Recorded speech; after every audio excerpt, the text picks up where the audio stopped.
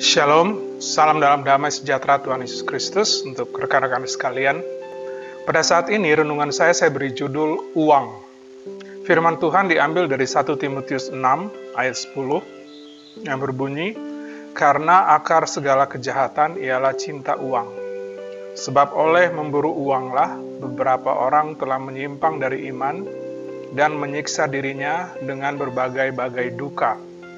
Saya membagi renungan ini dalam beberapa bagian. Yang pertama, alat untuk mencukupi kebutuhan. Jadi uang adalah alat untuk mencukupi kebutuhan. Kebutuhan itu bisa kebutuhan pribadi, keluarga dalam bentuk sandang, pangan, tempat tinggal, sekolah anak-anak, mungkin juga ada kebutuhan darurat, dan juga mungkin persiapan untuk pensiun. Kemudian juga uang adalah alat untuk mencukupi kebutuhan gereja. Pelayanan membutuhkan dana. Dan juga berikutnya, uang adalah alat untuk mencukupi kebutuhan perkumpulan. Apakah itu perusahaan, yayasan. Jadi kesimpulannya adalah uang adalah alat untuk mencukupi kebutuhan. Kemudian yang kedua, akar melakukan kejahatan. Uang bukanlah akar segala kejahatan, tetapi cinta uang adalah akar segala kejahatan. Ayat kita mengatakan karena akar segala kejahatan ialah cinta uang. Sikap yang benar tentang uang, kita harus mengontrol uang, bukan uang yang mengontrol kita. Cinta uang menunjukkan bukan kita mengontrol uang, tetapi uang yang mengontrol kita. Uang seharusnya menjadi alat kita, bukan kita diperalat uang. Cinta uang berarti kita juga mengabdi kepada uang.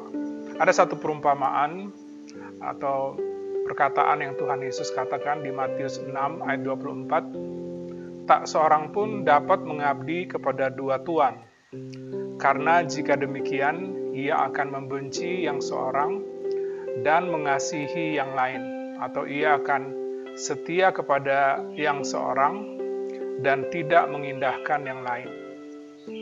Kamu tidak dapat mengabdi kepada Allah dan kepada Mamon. Sebagai catatan, Mamon adalah dewa kemakmuran atau kekayaan berhala yang disembah pada saat itu.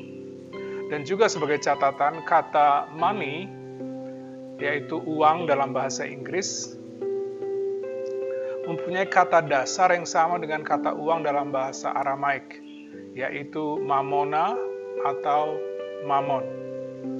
Bahasa Aramaik adalah bahasa umum yang dipakai di zaman Tuhan Yesus. Kata lain dari cinta uang adalah juga tamak atau rakus.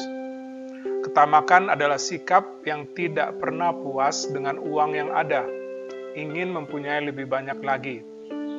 Dan hal ini seringkali ditempuh dengan segala cara.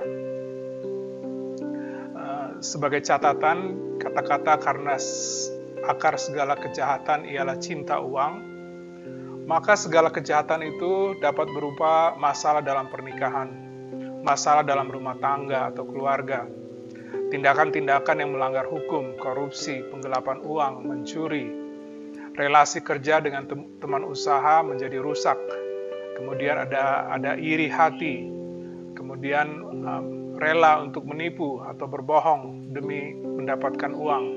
Bahkan ada yang rela atau mau melakukan suatu tindakan yang dapat mencelakakan orang lain agar dia menjadi lebih kaya. Pengkhotbah 5 ayat 9 mengingatkan, siapa mencintai uang tidak akan puas dengan uang, dan siapa menyintai kekayaan tidak akan puas dengan penghasilannya. Ini pun sia-sia. Bagian yang ketiga dari renungan kita adalah akibat memburu kekayaan. 1 Timotius 6 ayat 9 sampai dengan 10. Tapi mereka yang ingin kaya terjatuh ke dalam pencobaan, ke dalam jerat, dan ke dalam berbagai-bagai nafsu yang hampa dan yang mencelakakan, yang menenggelamkan manusia ke dalam keruntuhan dan kebinasaan. Karena akar segala kejahatan ialah cinta uang, sebab oleh memburu uanglah beberapa orang telah menyimpang dari iman dan menyiksa dirinya dengan berbagai-bagai duka. Jadi di sini dapat dikatakan akibat dari memburu kekayaan jatuh dalam pencobaan, kemudian jatuh ke dalam jerat, kemudian jatuh juga ke dalam berbagai nafsu yang hampa, mencelakakan atau menenggelamkan manusia dalam keruntuhan dan kebinasaan. Kemudian beberapa orang telah menyimpang dari iman. Menyimpang dari iman berarti mungkin dua hal, mengikut ajaran yang salah tentang keuangan, tapi juga kehidupan rohaninya tidak berbuah baik. Hal ini dapat dilihat dari Lukas 8 ayat 14 tentang benih yang jatuh di tanah, di berbagai tempat tanah dan oleh penabur. Dikatakan begini, yang jatuh dalam semak duri ialah orang yang telah mendengar firman itu, dan dalam pertumbuhan selanjutnya mereka terhimpit oleh kekhawatiran dan kekayaan dan kenikmatan hidup, sehingga mereka tidak menghasilkan buah yang matang. Jadi kekayaan dapat menjadi alat yang mencekik, menghimpit, ataupun menekan. Kemudian bagian yang terakhir dari akibat dari memburu kekayaan adalah menyiksa dirinya dengan berbagai-bagai duka ataupun kesusahan. Kiranya renungan kita pada saat ini boleh mengingatkan kita membutuhkan uang. Tetapi mari kita menjadikan uang itu alat, bukan uang yang memperalat kita. Tuhan Yesus memberkati pemberitaan dan penerapan firman-Nya. Haleluya. Amin.